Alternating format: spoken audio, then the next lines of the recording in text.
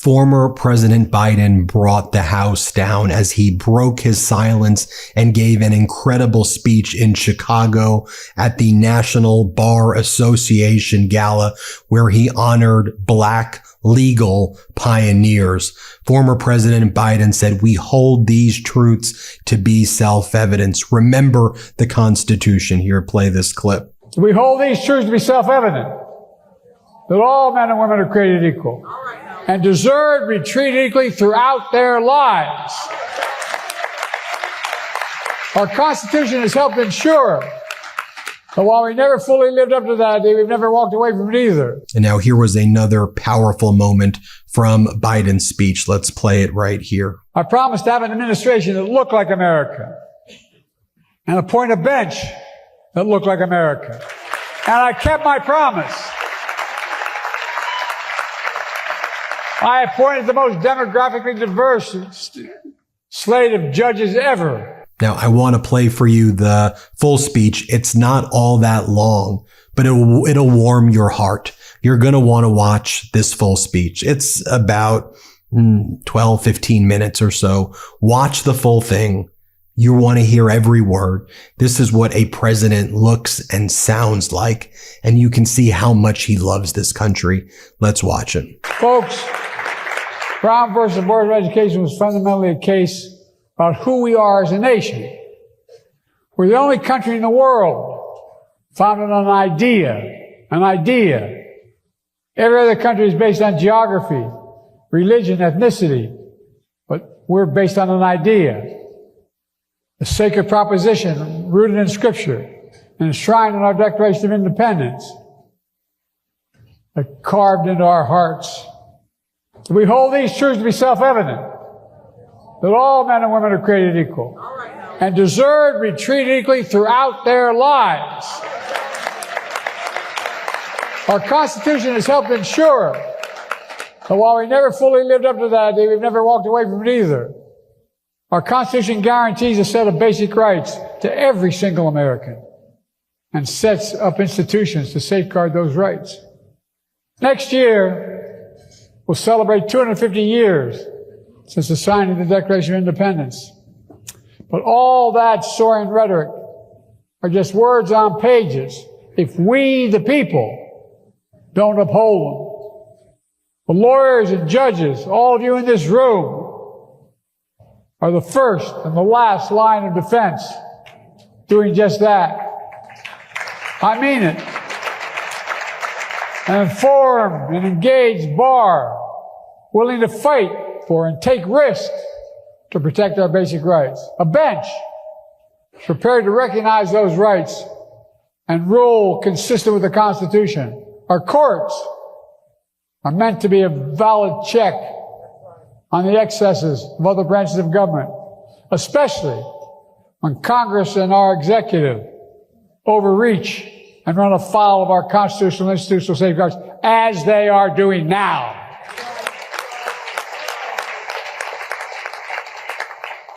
You know, we're here marking 100 years since the National Bar Association was founded to support black lawyers, men and women who were excluded from all professional organizations because of the color of their skin, which was flat out unadulterated racism. Much of it has changed since then, thanks to the work of the National Bar Association. And so many of you have fought to make this country live up to its highest ideals because you believe, like we do, in a simple truth, that the soul of the nation is worth fighting for. And the soul defines who we are. I believe that it is as true today as it was in 1925. But not since those tumultuous days in the 1960s has this fight been so existential to who we are as a nation, with marginalized groups so dramatically under attack. As a young man, long before I understood the civil rights movement in a political context, I understood it in a human context because of the friendships I made in the black community, being the only employee in the project, my home city of Wilmington, Delaware. I made friends who became like family, As I got older and more engaged, every Sunday I'd go to 7:30 Mass in my own church, and then I'd go to 10 a.m. Mass, church service at the AME church across town. In time, I left for law school. When I came back to Wilmington to start my career working for a prestigious law firm. That was June of 1968. And as you all remember, Dr. King was assassinated on April 4th of that same year. Riots erupted in Wilmington, Delaware, my state which was segregated by law. Riots erupted, causing significant parts of our city to be literally burned to the ground. The governor kept Wilmington under National Guard occupation for 10 long months. The National Guard was on, and I mean this, if I remember, on every damn corner with drawn bayonet. On every city corner. And historically, it was the longest military operation of any U.S. city since the Civil War. Again, in my hometown, Wilmington, Delaware. When all this was happening, I didn't just see the hurt. I felt the pain because of my close friendships in the community. Like many of you in this room, it caused me to get even more involved in the fight of civil rights and basic democracy. So I decided to leave the prestigious law firm I'd been hired by.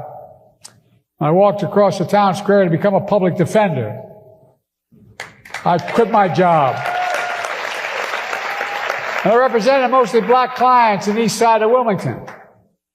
In 1970, I was convinced to run for the county council because no Democrat had ever won that seat. Unfortunately, I won. My sister ran my campaign. And the Republicans saw something I didn't see. I was elected in 70 for a 4-year term, and they reapportioned me to a 2-year term.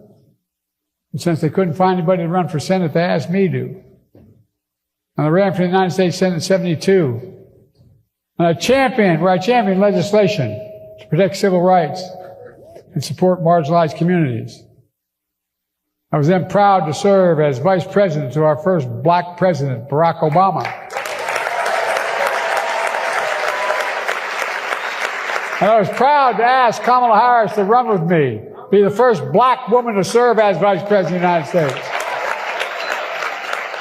It was important. As president, I made the cause of civil rights and equality the foundation of everything I did. For example, I promised to have an administration that looked like America and appoint a bench that looked like America. And I kept my promise. I appointed the most demographically diverse slate of judges ever in the history of the United States of America. On top of that list, one of the brightest lawyers I've ever met, Ketanji Brown Jackson, the first black woman on the United States Supreme Court. Justice Jackson, as you witnessed earlier this week, has proven herself to have the wisdom and the character that I saw her when I nominated her. I appointed 13 black women to the courts of appeals of the United States federal courts. More than every other president in American history combined. And there are other historic firsts as well for Hispanic Americans, Asian Americans, Muslim Americans. And by the way, I didn't just appoint Ivy League judges. I appointed many HBCU graduates.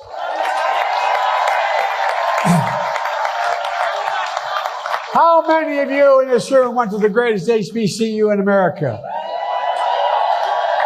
Delaware State, right? They got me started, man. Cedric keeps giving me the honor of being called a Morehouse man. I'm a Delaware State man. Look, my administration understood the importance of HBCUs. That's why, as president, I invested more money in HBCUs than all other presidents in American history combined. It matters. And I appointed a record number of judges with backgrounds and experience that have long been overlooked by the federal judiciary, like public defenders, lawyers representing labor unions, and the rights of immigrants. And by the way, I was the first president to give the National Bar Association a seat at the table in proposing candidates to the federal bench. So a lot of the names came from you guys. I mean it. Oh, I'm serious. I needed you. I still need you. So thanks, everyone. No matter who these men and women were, or where they came from, I'm sure that all my appointments are committed to the rule of law and are highly qualified. Because I know then what I know now. Judges matter. Courts matter. The law matters. And the Constitution matters. I think a lot of Americans are starting to realize that under the pressure we're under now with this guy we have as president. Oh, get ready, folks. This is just starting. I'm proud I've appointed judges doing their best to be independent, fair, impartial, respecting the rule of law, and upholding the Constitution. I wish I could say the same for the executive branch, which seems doing its best to dismantle the Constitution. Oh, I'm being deadly earnest, man. Which seems to be what's going on. You know, and they're doing it all too often with the help of a Congress that's just sitting in the sidelines and enabled by the highest court in the nation. The rulings they've made. My God. Folks, in our lives, in the life of our nation, there are moments so stark that they divide all that came before from everything that followed. Moments that force us to confront hard truths about ourselves, our institutions, and democracy itself. We are, in my view, at such a moment in American history, reflected in every cruel executive outreach, every rollback of basic freedoms, every erosion of long-standing established precedent. We see in the law firms bowing to pressure, bending to bullies, instead of staying rooted in justice and the law, including some of the largest newspapers in America. We see the apparent glee some of our politicians express after watching immigrants who are in this country legally, torn from the arms of their family, dragged away in handcuffs from the only home they've ever known. My friends, we need to face the hard truth of this administration. It has been to ease all the gains we've made in my administration, to erase history rather than make it, to erase fairness, equality, to erase justice itself. And that's not hyperbole, that's a fact. Look, folks, we can't sugarcoat this. These are dark days, but you're all here for the same reason. I left that prestigious law firm in the public defender's office to go to the defender's office years ago. It's because our future is literally on the line. We must be unapologetic of fighting for the future. To paraphrase Frederick Douglass, there is no progress without struggle. And I would add, there is no progress without courage. None. Right to the civil rights movement, when Dr. King and Rosa Parks and John Lewis and other giants in our history needed a lawyer for their fight for freedom, they called on a guy named Fred Gray, who's here tonight. Fred, I don't know where you are, but stand up, man.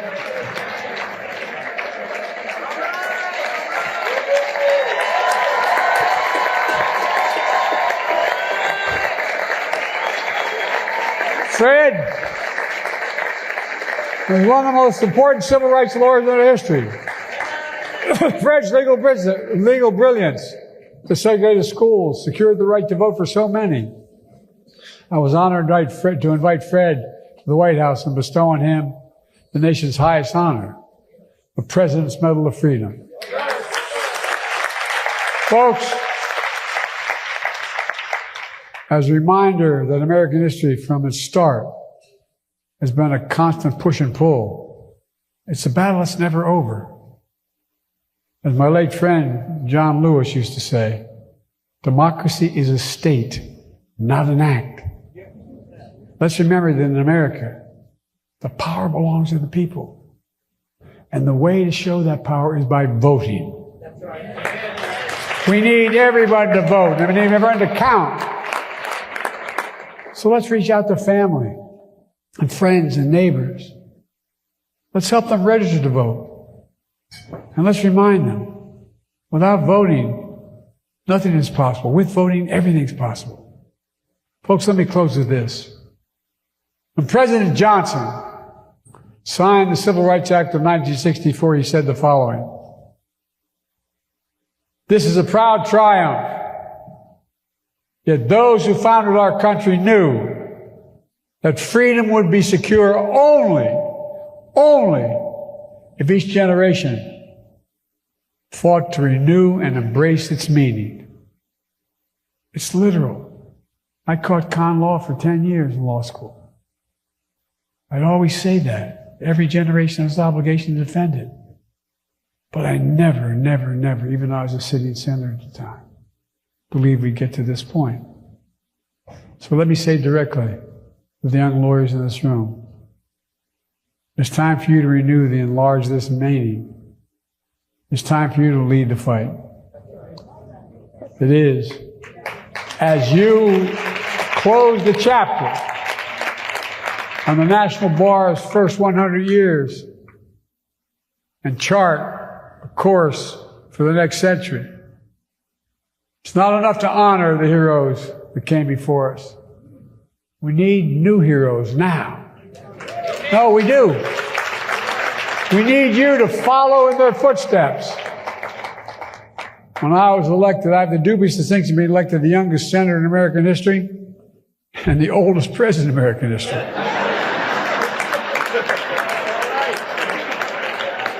It's hell turning 40 twice. Look, some of your potential candidates for office. And when I got elected as the youngest person, I got elected before I could be sworn in.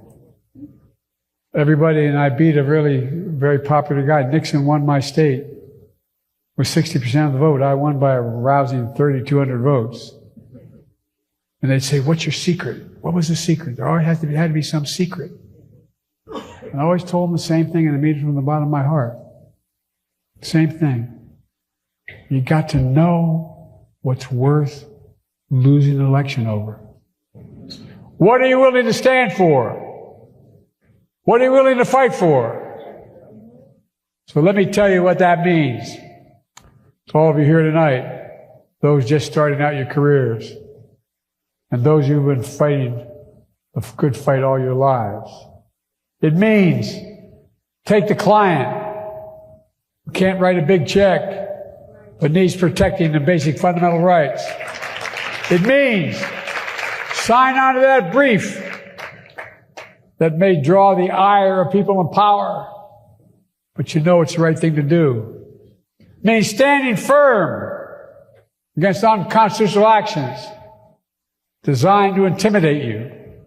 It means write the article, give the speech, lead the protest, defend the ideas your country is founded on to protect our institutions, to fight for the soul of the nation.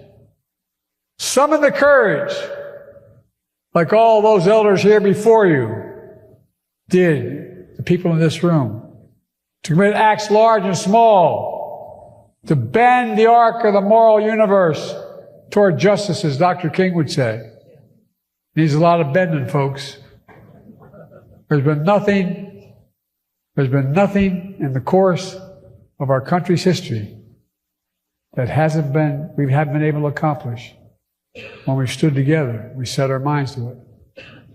We're the only nation in the world with a significant student of history that has come out of every crisis we've got into stronger than we went in. We have to remember who the hell we are. We're the United States of America. There's nothing beyond our capacity. We do it together.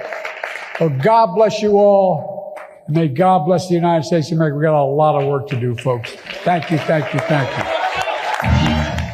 Yeah, former President Biden brought the House down. A special speech indeed.